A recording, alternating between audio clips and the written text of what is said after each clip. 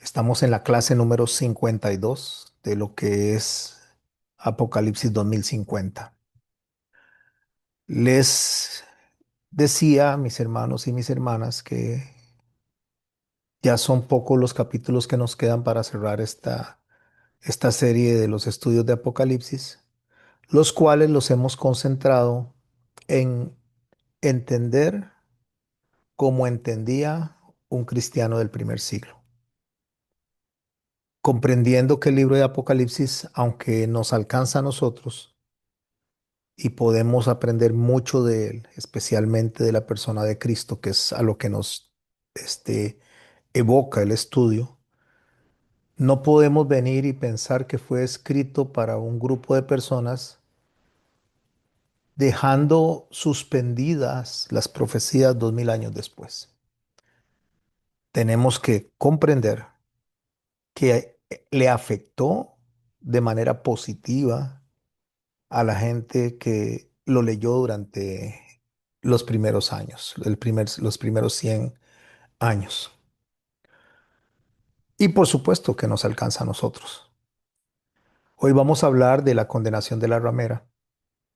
Debemos de tener presente de que ya los juicios de las copas ya no son directamente contra el sacerdocio, como lo fueron los sellos, o contra los creyentes desobedientes, como lo fueron las trompetas, sino que ahora los juicios de las copas van dirigidas al sistema, a la bestia, al anticristo, al falso profeta y a todo lo que mantuvo ese rechazo a Dios, no como individuos de manera personal, sino como organismos, organizaciones anti Dios.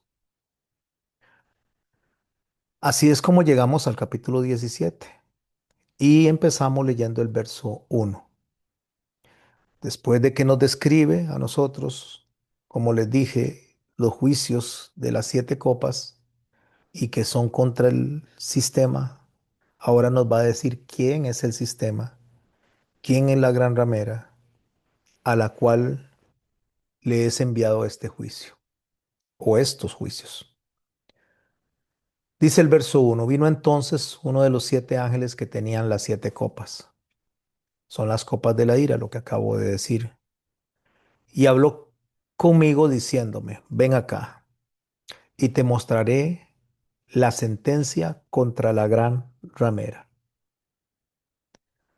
Cuando habla de la gran ramera, mis hermanos, que la palabra se refiere a una persona, una mujer en este caso, que vende su cuerpo para obtener beneficios económicos, se está refiriendo a un sistema, a la bestia en su máxima expresión en este caso.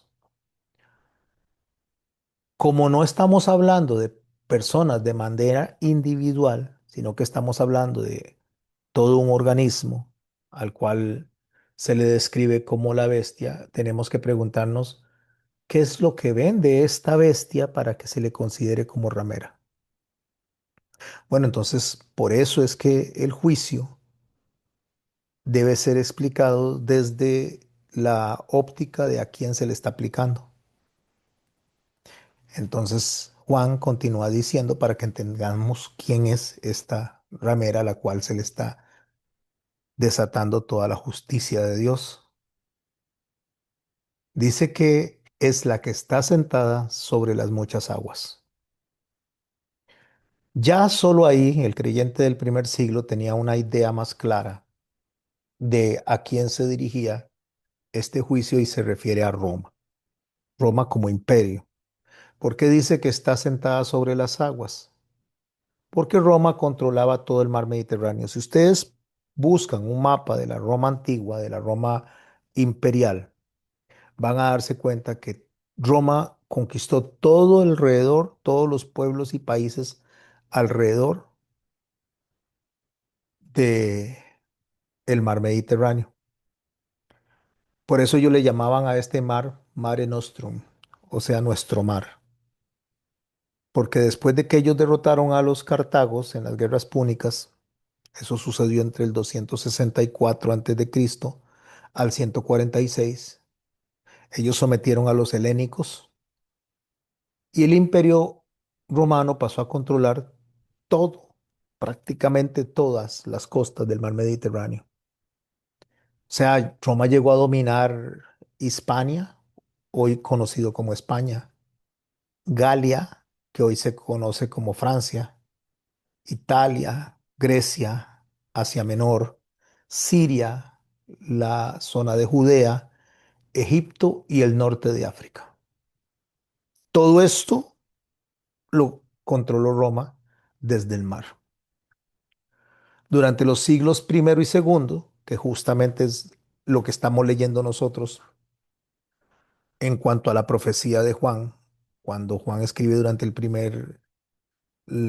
primeros 100 años, o él tenía 100 años y entonces él escribe para dejar esta información a las iglesias que se están desarrollando alrededor del Mediterráneo. Era una práctica para los romanos verlo esto como un lago romano, así era como lo veían. El comercio, las rutas marítimas, los impuestos, el movimiento de las tropas, o sea, el movimiento militar, la comunicación, todo dependía para moverse entre provincias de Roma, dependía del mar. Entonces, cuando un cristiano del primer siglo escucha lo que usted y yo estamos hoy leyendo, lo primero que piensa es en el poder imperial de Roma, no piensa en otra cosa. Es interesante cómo muchas veces las traducciones se han desviado hacia América que los Estados Unidos, o se han desviado hacia la parte de Europa, diciendo que estas profecías caen sobre Alemania, sobre Rusia. No, mis hermanos, todo tiene que girar, todas las profecías giran alrededor de Israel y de los países que tuvieron a Israel bajo control, porque Israel es el centro de la historia bíblica. Roma gobernaba pueblos que eran muy diferentes entre sí. Entre esos estaba incluido Judea, como le acabo de decir, estaba incluida esa provincia de Judea, que era una provincia romana en ese momento. Y Roma gobernaba el sistema político, el económico, el militar. El mar Mediterráneo era el medio por el cual esa influencia podía llegar a todo lado. Sin embargo, Juan, aunque está mencionando esto, Juan está yéndose más allá de Roma. Porque Roma, cuando Juan la menciona, no la menciona como Roma, la menciona como Babilonia y la menciona como la gran ramera. Roma representaba la expresión histórica de el principio de ese tiempo donde se desarrollaba todo el control. Pero Babilonia simboliza el sistema humano que se opone a Dios. Roma era la manifestación del espíritu de Babilonia en esos tiempos. O sea, rechazar detractores de Dios. Por eso la ramera no está sentada sobre un río, sino está sentada sobre muchas aguas. Porque lo que quiere decir esta expresión es que tiene influencia que trasciende a las naciones, que domina a los pueblos, que domina las culturas, que domina las economías y los gobiernos. De ahí que Juan lo escribe de la siguiente manera, en el verso 2. Recuerde que estamos en el capítulo 17 de Apocalipsis. Con la cual han fornicado reyes de la tierra, y los moradores de la tierra se han embriagado con el vino de su fornicación. Y me llevó en el espíritu al desierto y vi una mujer sentada sobre una bestia escarlata llena de nombres de blasfemia y tenía 7 cabezas y 10 cuernos. Yo podría empezar a explicarles cosas, interpretaciones acerca de esta bestia porque dice sobre una bestia escarlata desde la iglesia de Roma. desde la iglesia que se unió en diferentes órdenes y hoy se conoce como la Iglesia Universal. Me refiero al catolicismo. Podría sentarme y explicarles acerca de eso debido al color escarlata que está mencionado acá, o al color púrpura, porque son las vestimentas que utilizan las autoridades y los príncipes de la Iglesia de Roma, la Iglesia Católica. También podría explicarle que las hijas de la gran ramera serían entonces lo que sale de esta iglesia después de los tiempos de la Reforma, donde sale este, los que se conocen como los protestantes y después sale el sistema evangélico. Todo esto nace de la misma iglesia, aunque la mayoría de los evangélicos, lo cual no sé por qué se le dicen evangélicos, como que si la Biblia no estuviera también en la iglesia romana y no estuviera el evangelio ahí, pero digámosle, esa falsa o equivocada forma de darle un nombre a un grupo de personas, digamos los no católicos, que eso incluye a un montón de gente, los católicos y los no católicos. Y de los no católicos sale otro grupo de personas que son los que están componiendo los tiempos modernos, como lo sería la iglesia que anda enseñando, digo la iglesia refiriéndome a la teología que anda enseñando la prosperidad y se levanta un montón de gente detractora del Señor en tiempos de la Odisea, que se creen ricos y creen que se tiene toda la sabiduría y saben más que Dios, hasta órdenes le dan a Dios, según ellos, ¿verdad? Y podría explicar que esto sale de allá.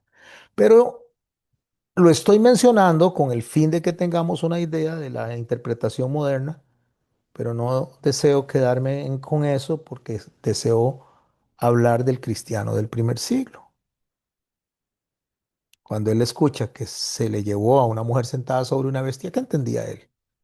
Escarlata, con nombres de blasfemia, que tiene 7 cabezas y 10 cuernos. Aquí hay dos significados, un doble significado. 7 cabezas es referencia a 7 montes y 7 reyes o reinos. Y esto es muy común cuando leemos la literatura apocalíptica, porque casi siempre se representan dos ideas al mismo tiempo, como cuando Daniel hablaba de los imperios y de las bestias, refiriéndose en dos figuras diferentes. Pero ¿por qué mencionan 7 cabezas? Porque en la Biblia el número 7 representa la plenitud, algo total, algo completo. Cuando Juan está refiriéndose a 7 cabezas, refiriéndose a un sistema que obedece a Babilonia, que Babilonia se jactaba de ser los más ricos, los más poderosos. Está hablando de un sistema de plenitud política que se ha sostenido desde Babilonia y se continúa sosteniendo a lo largo de la historia. Si nosotros seguimos el hilo bíblico, entonces vamos a ver una sucesión de imperios que han ido dominando al pueblo de Dios. Y cuando le hablo del pueblo de Dios, es todos los que han mantenido bajo su captura al pueblo de Israel. Y voy a hacer una anotación ahí. Al pueblo de Israel, no de manera geográfica, sino al pueblo de Israel que realmente quiere honrar a Dios. No estoy hablando de cristianos, estoy hablando de las personas que han seguido hasta el día de hoy lo que es las instrucciones de la Torá y han querido honrar a Dios a través de obedecer sus mandamientos, a través de la obediencia. Y los creyentes, y vea que estoy tratando de evitar el nombre de cristianos, porque cristiano se dice mucha gente y no lo es. Quiero referirme a aquel remanente que ha querido obedecer a Dios también dentro de lo que es realmente el judaísmo del Señor Jesucristo, no porque nos hagamos judíos, sino para poder entender mucho mejor el mensaje. De ahí que el Señor dice que se hacían llamar judíos y eran unos mentirosos. ¿Por qué? Porque cuando una persona viene y quiere predicar a Jesucristo sin su judaísmo, es un mentiroso.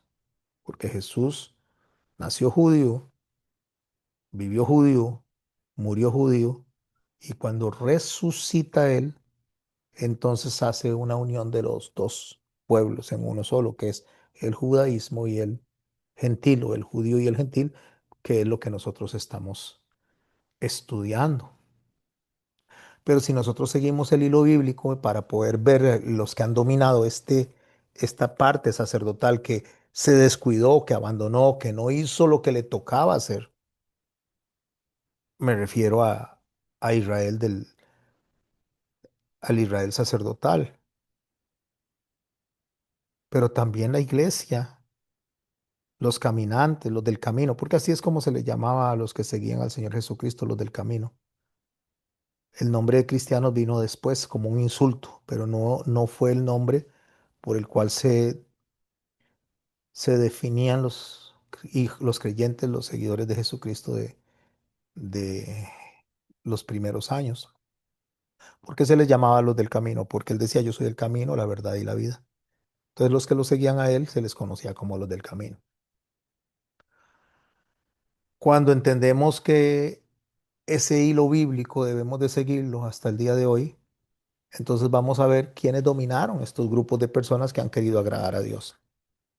Si bien es cierto que gobiernan a toda la humanidad, si bien es cierto es que dominan a toda la humanidad, pues afectan a la iglesia y afectan el mensaje que se le quiere dar a la humanidad de llamarlos al arrepentimiento, a reunirse delante de Dios y a formar un solo pueblo. ¿Quiénes son esos imperios que se vienen mencionando desde la antigüedad? Bueno, estamos hablando de Egipto, estamos hablando de Asiria, estamos hablando de Babilonia, estamos hablando de los medo-persas, Grecia, Roma. Y al final, el poder que va a manifestarse según la perspectiva de Juan, según lo que él está diciendo. No todos los intérpretes coinciden exactamente con esta lista que les acabo de decir, pero al final de cuentas la idea general es casi la misma, porque Babilonia no pertenece a un solo imperio, Babilonia atraviesa toda la historia, por eso se le llama la gran ramera, la gran Babilonia. Juan menciona 10 cuernos también, y los cuernos siempre que leemos en la Biblia van a representar poder. Daniel ya lo había utilizado en su lenguaje profético. En Daniel 7:7 él habla de 10 cuernos también. Y después él mismo, Daniel, explica qué son esos 10 cuernos.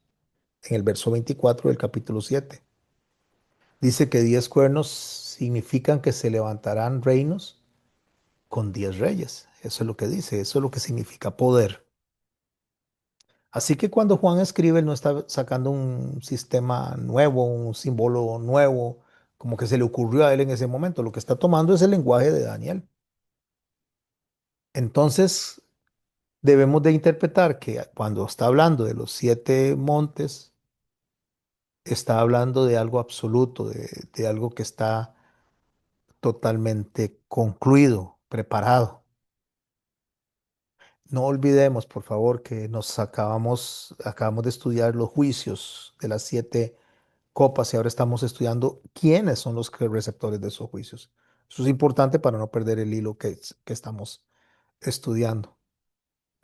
Cuando la Biblia habla de 10 cuernos o cuando suele utilizar el número 10, habla de totalidad administrativa, o sea, totalidad de gobiernos. ¿Por qué sabemos que la Biblia menciona cada vez que utiliza el número 10 totalidad administrativa? Utilicen esa forma de expresarlo, totalidad administrativa. Si usted desea ver realmente a lo que yo me estoy refiriendo, piensa en los 10 mandamientos, en las 10 plagas, en las 10 vírgenes, en las 10 minas, en los 10 cuernos. Eso es totalidad administrativa. No significa que usted deba de contar 10 gobiernos o 10 países o 10. pontífices o 10 emperadores y decir este y este. No, no, no significa eso. Lo que está hablando es que es una totalidad de un poder político que sostiene la etapa final de la bestia, del que está sosteniendo todo el sistema de tractor contra Dios, todo el sistema que se sostiene para evitar, según ellos, que el Señor venga y tome su lugar. Después viene y continúa describiendo un detalle que a veces pasa por desapercibido y lo podemos leer en el verso 13 del capítulo 17 de Apocalipsis. Estos tienen un mismo propósito y entregarán su poder y su autoridad a la bestia. Cuando ya vamos aclarando quiénes son los receptores del juicio, que leímos en el capítulo 16, entonces empezamos a ver que aunque parezcan muchos reinos, actúan como uno solo. O sea, no los está viendo Juan como diferentes reinos, sino como uno solo. Y ahí es donde viene la idea que venimos desarrollando. La bestia no gobierna sola, la bestia necesita un sistema, la bestia necesita gobiernos, necesita estructura, necesita una red de poder que la sostenga. Entonces, la figura de los 10 cuernos es una imagen de una autoridad entregada de manera voluntaria de los que gobiernan el mundo. Entonces para nosotros y en lo que sucedió en los tiempos de él. Y continúa describiendo lo que o quién es el receptor de los juicios, y lo vemos en el verso 4. Y la mujer estaba vestida de púrpura y escarlata, y adornada de oro y de piedras preciosas y de perlas. Y tenía en la mano un cáliz de oro lleno de abominaciones y de la inmundicia de su fornicación. Y en su frente un nombre escrito, un misterio. Ahorita sigo leyendo el verso 5. Ahí es donde automáticamente pensamos, fue la iglesia de Roma. Definitivamente de eso está hablando. Sí, pero la iglesia de Roma no existía cuando Juan escribió esto. Y cuando Juan escribió esto, sí dominaba el imperio. Estaba dominando Trajano, había dominado Adriano. Había una gran persecución, la persecución se detuvo con Constantino 300 años después de Cristo. Ya Juan había muerto para ese entonces. Todos los apóstoles habían muerto. Entonces, cuando se está refiriendo a esto, yo debo de preguntarme qué entendía la persona que estaba leyendo en el momento que Juan envió ese documento. Primeramente, tenemos que entender qué significan los colores. El escarlata es un rojo intenso. Y en la Biblia tiene varios significados. Tenemos que verlo como lo están leyendo ellos. Y el escarlata en la Biblia, lo mismo que el púrpura, representan lujo y representan poder. Cuando una persona que estaba habituada a escuchar mensajes de Roma o escuchar cómo vivía la gente en Roma, cuando escuchaba del púrpura y del escarlata, automáticamente se le venían a la mente colores que para usarse eran extremadamente caros. Eran solamente los emperadores los que usaban esto. Esos colores los usaban los senadores, los altos sacerdotes, todas las personas que tenían enormes, enormes, vastas riquezas y compraban estas telas que eran sumamente costosas. Entonces, mis hermanos, cuando nosotros analizamos esto, no podemos solamente conectarlos a la iglesia de Roma que nació en el siglo III, que se reformó en el siglo XV, sino que tenemos que conectarlo a lo que realmente el receptor del mensaje en ese momento está entendiendo. Entonces Juan lo que está diciendo que esta mujer tiene mucha riqueza, que tiene prestigio y que tiene mucha influencia. O sea, le está diciendo no es una mendiga, no es una mujer, aunque está hablando de una mujer, recuerde que estamos hablando de un sistema. No es una mujer o no es un sistema que sea pobre, que esté tratando de sobrevivir. No, no, tiene control político, tiene control cultural, tiene control militar, tiene control religioso y la presenta como una reina. ¿Y cómo le llama? Durante el verso 5, Babilonia la grande, la madre de las rameras y de las abominaciones de la tierra. Note algo. Babilonia la grande se está refiriendo a todo el sistema que está gobernando en ese momento, que viene siendo alimentado desde los tiempos de Egipto. Egipto y Lidia son conquistados por Babilonia o Asiria, son conquistados por Babilonia. Después Babilonia es conquistada por los medo-persas. Los medos persas son conquistados por los griegos y los griegos por los romanos. Y cada uno va absorbiendo ideología, conocimientos militares, eh, conocimientos religiosos de los que van siendo invadidos. Y esta es Babilonia la Grande. O sea, estamos hablando de que llegó a la plenitud del control sobre la humanidad. Y no solo le dice Babilonia la Grande, sino le dice la madre de las rameras, lo cual significa que ya no es una ramera, sino que hay otras rameras. Pero ¿qué entendían ellos por eso? También le dice que es la madre de las abominaciones de la tierra, madre de las rameras. Es una palabra puntual y plural. ¿Qué significa? La idea básica es que no es simplemente una prostituta espiritual, es el origen de todo lo demás. Eso es lo que está diciendo. Cuando dice la madre de las rameras, está diciendo que es el origen de toda la corrupción. Es el origen, es la madre. En otras palabras, lo que está diciendo, todo el sistema que se aparta de Dios nace en Babilonia. Toda religión que sustituye a Dios nace en Babilonia. Todo gobierno que se diviniza, toda economía que esclaviza, toda filosofía que coloca al hombre como el centro, todas, por decirlo así, son hijas del espíritu de Babilonia. Por eso Juan utilizó ese término, la madre de las rameras. No porque sean hijas en específico, una, dos, tres, varias, sino porque engendra continuamente sistemas rebeldes anti Dios. Entonces, ¿de dónde viene esa idea?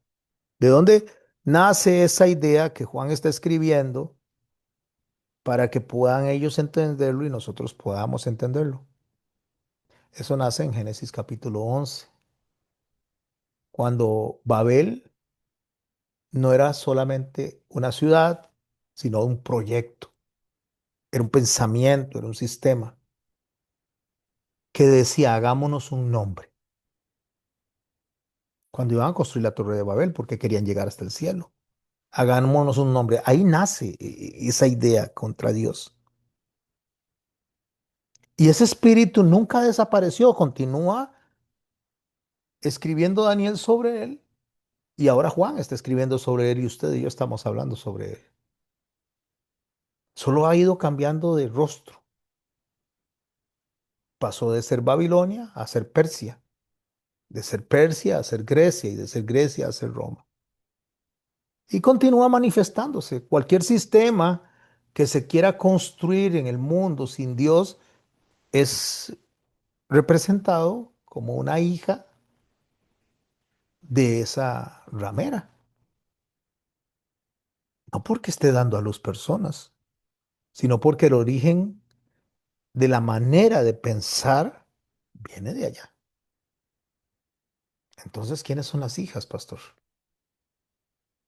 Yo no creo que el texto pretenda identificar nombres concretos, como lo dije al principio. Bueno, entonces los evangélicos.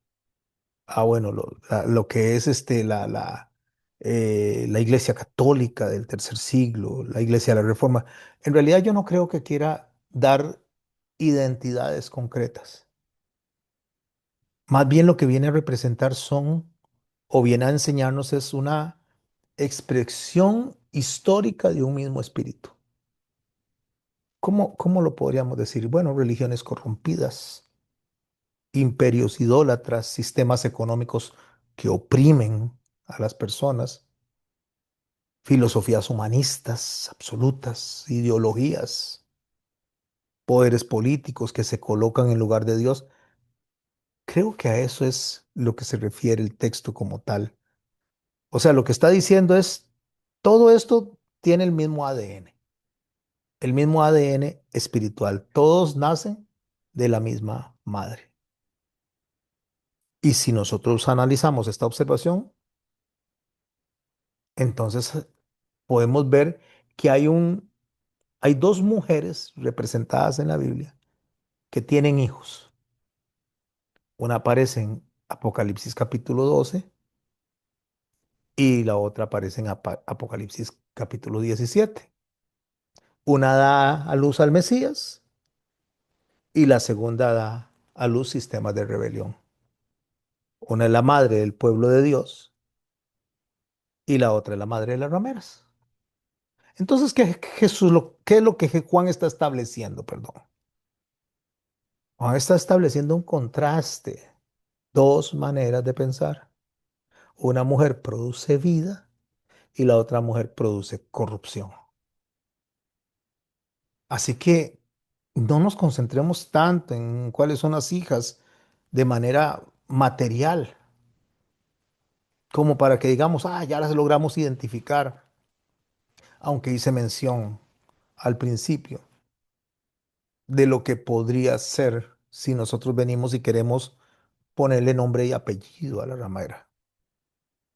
Pero lo que nos enseña el texto es que a lo largo de la historia bíblica, a lo largo de la historia de la humanidad, han reemplazado a Dios por el poder, por la idolatría, por la autosuficiencia humana. Así que cuando se habla de las hijas de la ramera, es la expresión de ese espíritu de rebelión. Después dice Juan, vi a la mujer ebria de la sangre de los santos y de la sangre de los mártires de Jesús. Y cuando la vi, quedé asombrado con gran asombro. De ahí el nombre de ramera. ¿Por qué? Porque el cuerpo de Cristo, que debería trabajar, cuando hablo del cuerpo de Cristo, estoy hablando de los creyentes, estoy hablando de la iglesia, estoy hablando de las personas que realmente estamos siendo renovados, que hemos sido redimidos por el Espíritu Santo, que queremos realmente dar el mensaje correcto en todo el mundo y a través de toda la historia. Queremos dar un mensaje sin beneficiarnos económicamente, sino hacerlo de manera gratuita. Pablo dijo que esto es gratuito, de gratis lo recibimos y de gratis lo damos. O sea, para nosotros gratuito. Al Señor le costó su sangre, la vida. Pero cuando usted vende el cuerpo de Cristo, que estoy hablando del Evangelio como tal, está prostituyendo el cuerpo. De ahí el nombre de ramera. Por eso es que mis hermanos tenemos que tener mucho cuidado de solo asociarlo con la iglesia de Roma, sino también con cualquier persona, cualquier religioso, cualquier eh, persona que esté en posición de autoridad como guía, que se quiera beneficiar económicamente del cuerpo de Cristo, porque es prostituir el cuerpo de Cristo. Por eso es que él dice que estaba ebria de la sangre de los santos. ¿Por qué? Porque para usted poder prostituir el cuerpo de Cristo necesita utilizar la misma Biblia, o los mismos profetas, los mismos apóstoles, venderle a la gente una idea de que está presentando a Dios, pero realmente no está presentando a Dios. Está presentando un beneficio económico con un pensamiento babilónico introducido dentro de la iglesia. Claro, él dice, cuando yo la vi, dice, quedé asombrado con gran asombro. Pero es interesante que el ángel le dice en el verso 7, ¿por qué te asombras? Le dice, yo te diré el misterio de la mujer y de la bestia que la trae, la cual tiene las 7 cabezas y los 10 cuernos. La bestia que has visto era y no es. O sea, lo que le está diciendo es, era en tiempo pasado, tenía poder, estamos hablando del Imperio Romano, pero ahorita no lo tiene. Y está por subir del abismo e ir a la perdición, pero lo va a tomar. Es como un juego de palabras. Tenía un poder impresionante. Perdió el poder para el tiempo en los cuales Juan lo está profetizando, pero va a volver a tomar el poder, pero con mucho más autoridad, para llevar a la perdición a los moradores de la tierra. ¿A quiénes va a llevar a la perdición? No a todos los moradores de la tierra. Dice aquellos cuyos nombres no están escritos donde la fundación del mundo, desde la fundación del mundo en el libro de la vida. O sea, no es a todo el mundo al que se le va a permitir a este sistema controlar, sino a los que no están escritos en el libro de la vida, los cuales dice se asombrarán viendo a la bestia que era y no es y será.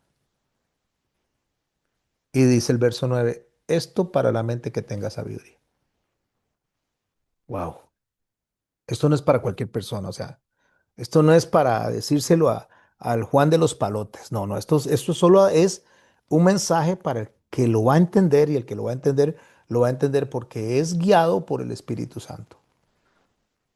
Una persona que entiende el mensaje de manera correcta no va a caer en especulaciones, en sensacionalismo, no va a tener ideas propias, no va a tratar de llenar los vasos con su propia información.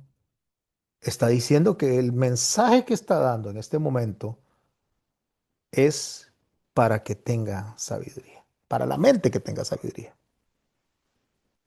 Y de una vez dice, las 7 cabezas son 7 montes sobre los cuales se sienta la mujer y son 7 reyes.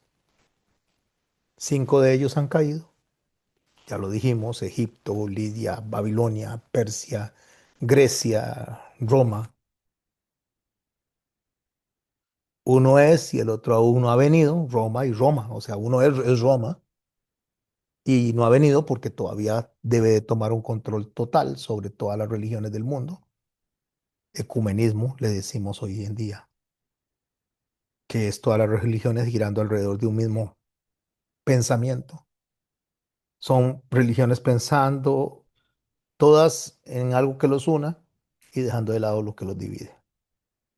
¿Qué divide a las religiones del mundo? Jesucristo. Dejemos de lado a Jesucristo y hablemos alrededor de lo que nos une. Por eso es que el sistema del anticristo se va a basar religiosamente en algo que no incluye a Cristo. Lo va a incluir para engañar, pero no lo incluye para gobernar. Aunque Juan dice que es algo que es necesario que dure un tiempo breve, y la palabra que utiliza es eso, que es necesario. Y dice, la bestia era y no es también el octavo de entre los 7 y va a dar perdición. Y los 10 cuernos que has visto son 10 reyes que aún no han recibido el reino, pero por una hora recibirán autoridad como reyes juntamente con la bestia. Cuando dice por una hora, mis hermanos, no piensen 60 minutos. Una hora, 60 minutos. Cuando está hablando cuando dice por una hora, lo que está diciendo, hay un tiempo definido en el cual van a poder gobernar, pero Dios ese tiempo ya lo tiene establecido de cuándo tiene que terminar. Y se refiere a estas personas, a estos reyes, a este sistema, a estas bestias en el verso 13, les dice que ellos tienen un mismo propósito, entregar el poder y la autoridad a la bestia. Pelearán contra el cordero y el cordero los vencerá. Ya estamos viendo el final. Incluso ya esto está sobrepasando el tiempo de la gran tribulación. porque cuando dice que pelearán contra el cordero y el cordero los vencerá, ya se está yendo más allá, porque Él es Señor de señores y Rey de reyes, y los que están con Él son llamados elegidos y fieles. Me dijo también, dice Juan, verso 15, estoy por sí, se ha extraviado. Me dijo también, las aguas que has visto donde la ramera se sienta son pueblos, muchedumbres, naciones y lenguas. Y los 10 cuernos que vistes en la bestia, estos aborrecerán a la ramera y la dejarán desolada y desnuda, y devorarán sus carnes y quemarán con fuego. ¿Qué significa? Significa que la religión unitaria en algún momento va a tener un control completo. Los reyes de la tierra le van a dar el control, van a hacerle caso, como sucedió en el siglo tercero. Pero después esos mismos reyes se van a voltear contra ella, porque a ellos no les interesa la religión, les interesa el poder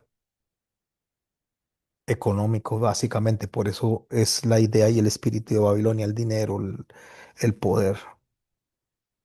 Porque Dios ha puesto en sus corazones ejecutar lo que Él quiso, ponerse de acuerdo y dar su reino a la bestia hasta que se cumplan las palabras de Dios.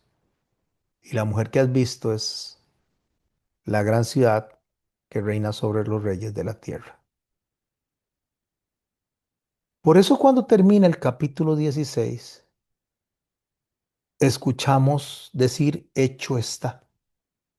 Porque cuando Juan empieza a describir lo del capítulo 17, lo que Juan está describiendo en el capítulo 17 y 18 no es lo que va a pasar, es lo que ya pasó cuando se concluyó el capítulo 16. Por eso él dice que la gran Babilonia vino a hacer memoria delante de Dios, verso 16, perdón, capítulo 16, verso 19. Vino a hacer memoria significa que ya está, ya estaba vencida, ya está concluida. Ahora les voy a describir qué es lo que venció Dios. Porque antes de estos capítulos que estamos estudiando, siempre hablaba de que Babilonia sería juzgada. Pero antes de eso él no había dicho quién era Babilonia, porque Dios la juzga con tanta severidad, cómo logró influenciar a las naciones y qué relación tiene con la bestia. Esto no lo había dicho. Pero resulta que en el capítulo 17 y 18 empieza a describir todo eso. Es una forma de que la Biblia nos da a nosotros la información. Un ejemplo lo tenemos en el Génesis. En el Génesis hay dos relatos de la creación. El primero habla de manera general. El hombre fue creado, la mujer salió del costado. Y en el segundo relato lo habla ya de manera más global, o sea, explica mucho mejor. Así pasa también, mis hermanos, con el libro de Daniel. Hay ciertos capítulos que explican de una manera general y después viene y se explica con mucho más énfasis. Y eso lo hace el autor bíblico para darnos a nosotros primero la idea general y después darnos a nosotros los detalles. Y eso es lo que hace justamente el capítulo 16, dar la idea general y en el 17 y 18 dar los detalles. Y precisamente, justamente a esto es a lo que obedece estos dos capítulos. No es algo cronológico, sino que estamos como retrocediéndonos para ver en la séptima copa lo que sucedió en la séptima copa sobre quién cayó. Y eso ocurre varias veces en Apocalipsis. Juan presenta el acontecimiento y después se devuelve para explicar lo que había ocurrido. Por eso el capítulo 17 debemos de entenderlo no como un juicio nuevo, sino como una ampliación explicada de lo que se le sobrevino a Babilonia. Es algo así como si como estuviéramos viendo un documental donde primero nos presentan los derrumbes de un edificio y después se devuelven a explicarnos quién construyó el edificio, por qué se cayó, por qué terminó todo destruido, cuáles son las personas culpables de que eso se haya caído por la mala construcción. Es lo que está pasando aquí. Por eso es que dice uno de los siete ángeles que había derramado las copas, se acercó a Juan. 17:1, ya lo leímos. Apocalipsis 17:1. ¿Lo puede ver? Son los mismos ángeles. No es un ángel nuevo.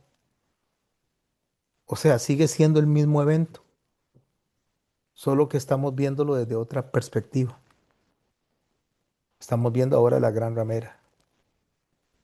La primera imagen que aparece es como de una mujer,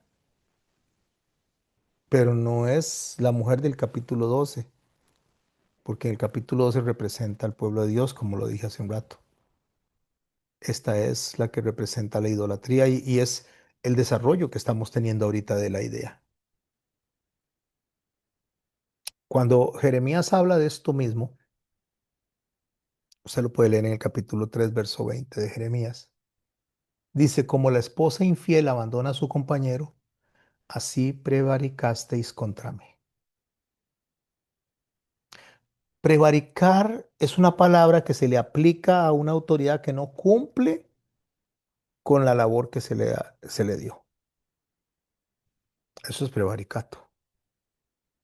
Entonces, cuando dice como una esposa fiel abandonada a su compañero, está refiriéndose al sistema religioso que se asoció, se sincretizó con el Estado, con la política, y en lugar de haber enseñado la palabra de Dios, empezó a sincretizarse para poder obtener beneficios económicos. Ese es el lenguaje que estamos viendo nosotros, tanto en Ezequiel 16, como en el Ezequiel 23, como en Jeremías capítulo 3 y en Apocalipsis.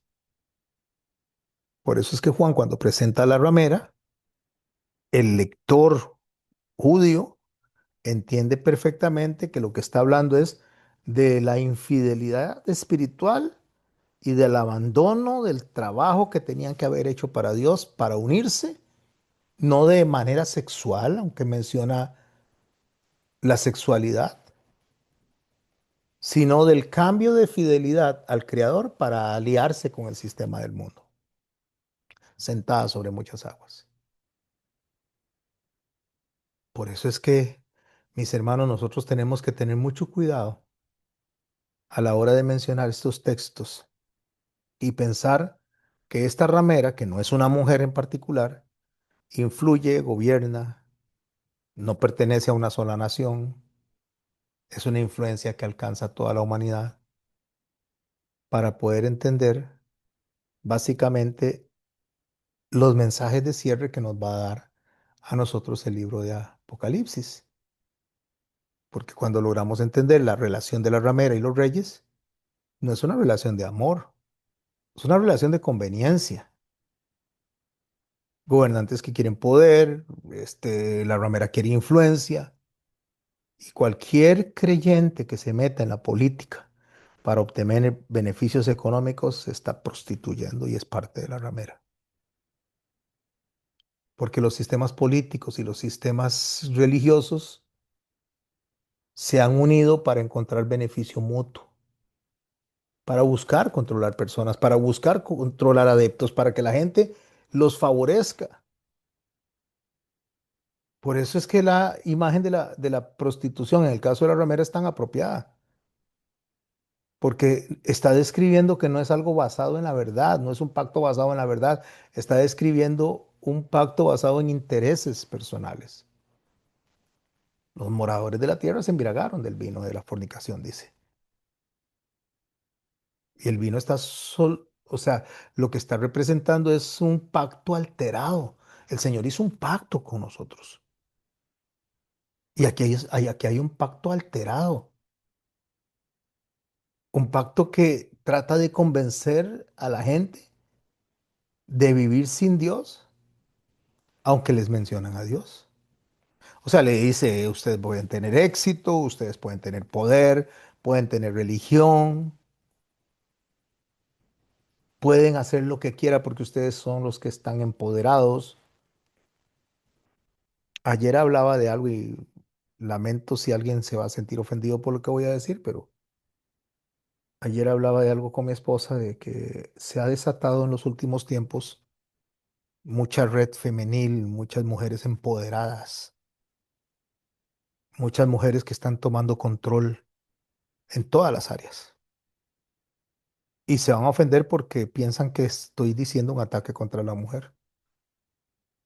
Pero se están viendo organizaciones de mujeres a nivel mundial que están atacando al hombre que se supone debió guiar en el sacerdocio a sus familias y tal vez no de manera directa como decir yo te odio, sino que toman una posición dentro de las iglesias y el feminismo se metió dentro de la iglesia y esto prostituyó a la iglesia. Por eso es que el sistema es llamado por Dios Jezabel, porque Jezabel lo que hacía era manipular al rey Acab. Y hoy en día, mis hermanos, por eso les digo que a muchos se les va a molestar, pero debo de decirlo y cada quien que discierna si realmente está siendo parte de un sistema o son señoras que están manipulando a sus esposos. Porque justamente quebrar el proyecto de Dios es romper el propósito del matrimonio. Y cuando se rompe el propósito del matrimonio y se vuelven matriarcas, en vez de ser el hombre, el sacerdote de la casa, y eso se mete dentro de la iglesia, se infiltra dentro de la iglesia, seduce a las naciones a través de la iglesia y a través de los sistemas políticos, no porque la mujer no sea hábil, no sea inteligente, no sea capaz, sino porque quiere hacerlos por encima de.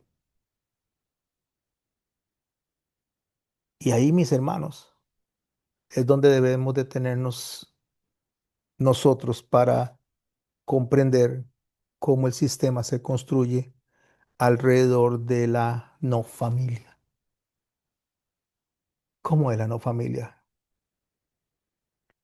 Mis hermanos, el sistema demoníaco se está construyendo a través de la familia inventada por la ideología, donde el hombre convenientemente cedió el sacerdocio, porque lo digo cedió porque prefiere que la esposa sea la que tenga que lidiar con los hijos, que lidiar con los problemas. O sea, usted es la que lidia con todo eso. Yo cuando llego muy cansado. Usted tiene que encargarse de todo eso. Y eso ha venido, mis hermanos y mis hermanas, creando un ambiente tóxico dentro de la iglesia y por consiguiente dentro del mundo, donde empezó a destruir ideológicamente el diseño de Dios y ahora el hombre ni siquiera quiere ser hombre, ahora quiere ser delfín. Y lo digo de esta manera para ver si no me tumban el video, el audio. Quiere ser delfín, el hombre quiere ser delfín y a ver, usted, mujer, encárguese de todo eso. Y la mujer dice, nosotras nos empoderamos y se levantan esas redes alrededor del mundo dentro de las mismas iglesias. Véalo, mi hermano, véalo. Vea usted una congregación donde llegan 5, 6, 7 varones y hay 100, 200 mujeres, todas empoderadas. ¿Es malo que se empoderen? No, no es malo si se empoderaran dentro del diseño de Dios con su matrimonio, con su familia, pero lastimosamente se ha prostituido la iglesia, se ha vendido el cuerpo de Cristo y algunos están generando dinero por un lado, otros ideologías por otro. Eso es terrible, mis hermanos y mis hermanas, es terrible. Es terrible ver una noticia donde hay un señor ahí que dice que que es pastor en Texas y que presenta a su esposo y entonces la iglesia lo sigue porque se quebró el orden sacerdotal, se quebró, se quebró, se quebró.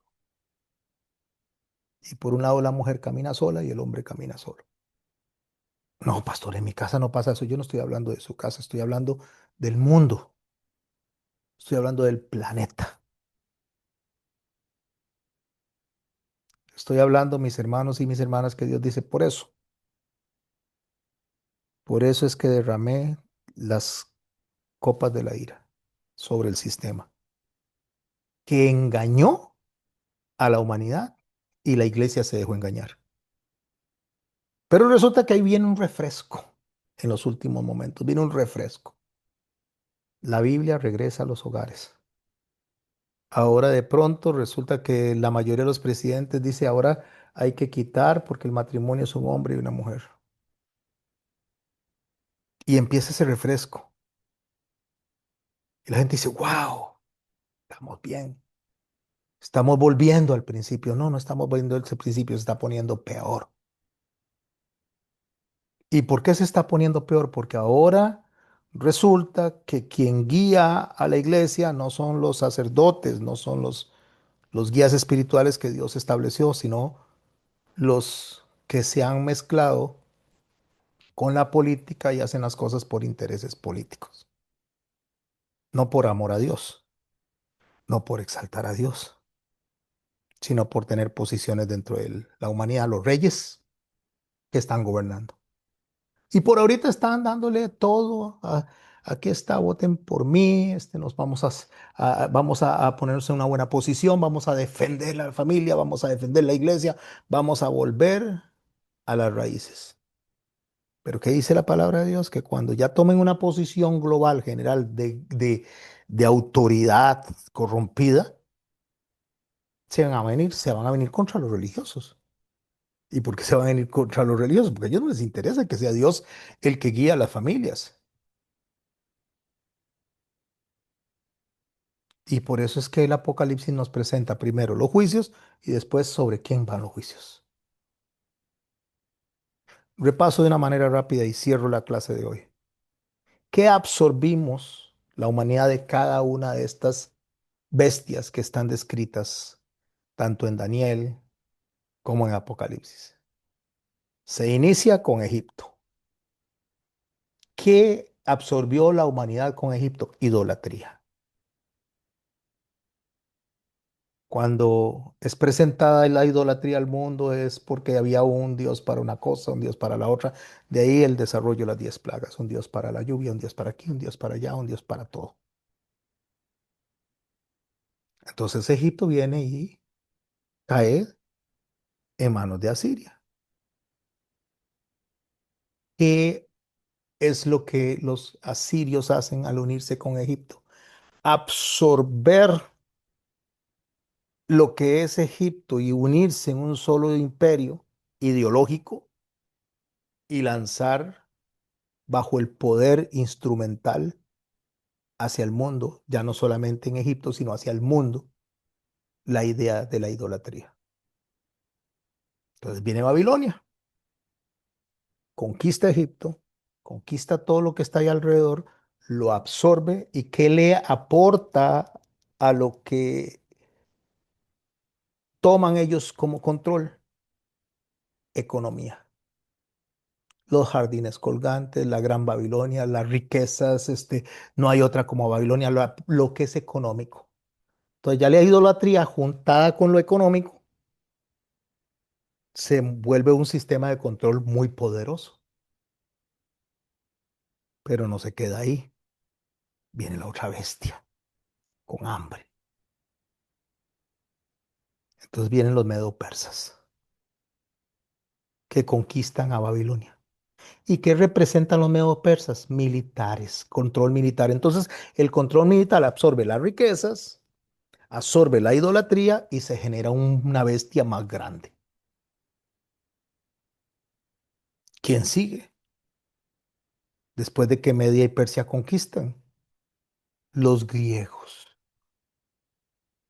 Viene Alejandro Magno, vienen los griegos, conquistan lo que Media y Persia habían conquistado.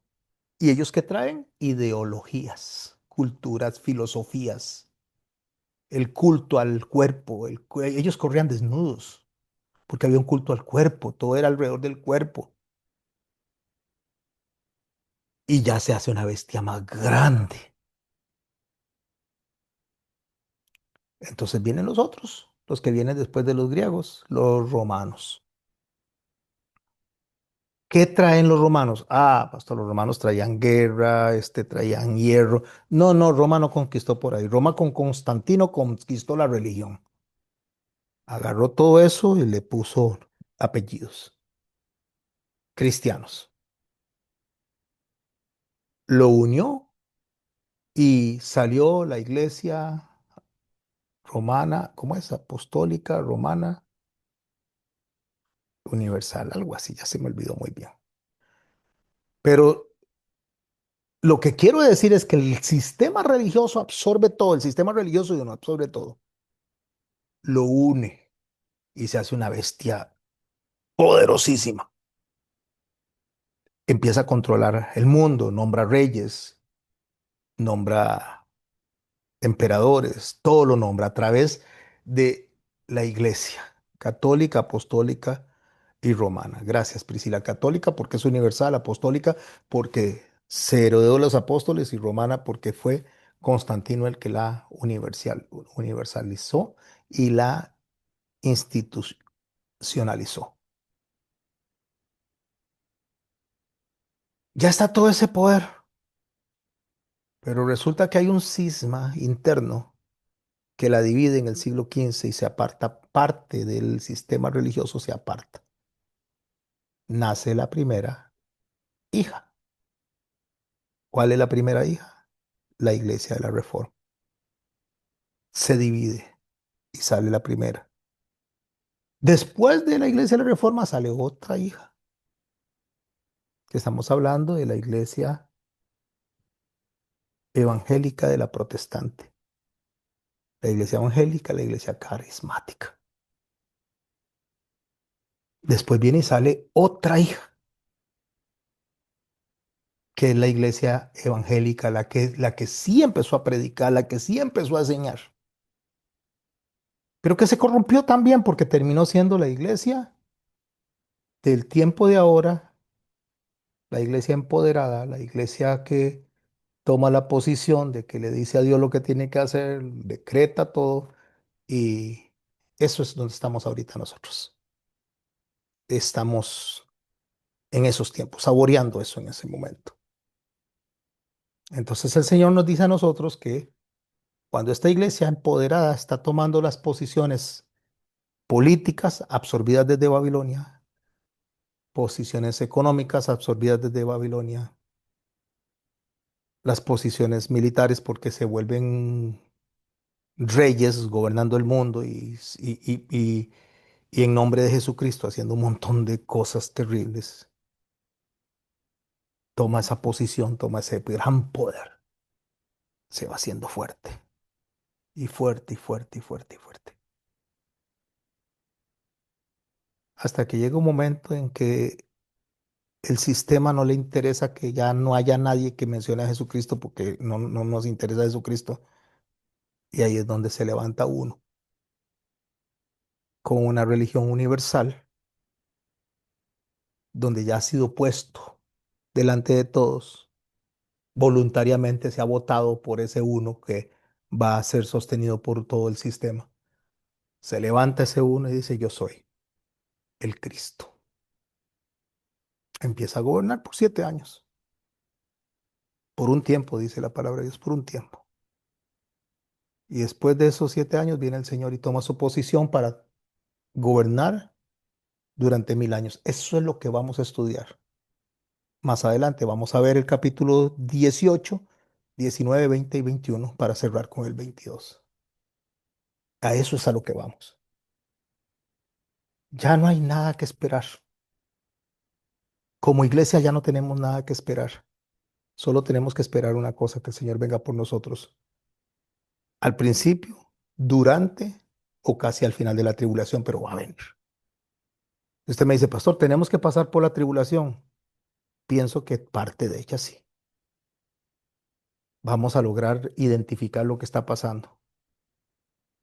Y cuando eso sucede, mis hermanos, cuando la tribulación se dé, no piense que se va a dar al principio como un escenario donde están decapitando a la gente y matándola. No, se va a dar en el escenario que estamos viviéndola.